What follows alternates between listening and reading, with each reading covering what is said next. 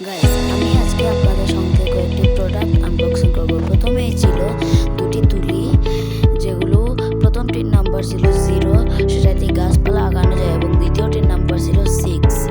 দুটি তুলি খুবই ভালো। তারপর ছিল আমার কাছে ক্লে, সুপার ক্লে, যেগুলো দিয়ে বিভিন্ন শোপিস এবং অন্যান্য কিছু তৈরি করা যায়। সেটা নিয়ে আমি আগামীতে আপনাদের কাছে একটি ভিডিও আপলোড করব। ক্লেটির প্রাইস নিয়েছিল আমার কাছ থেকে 60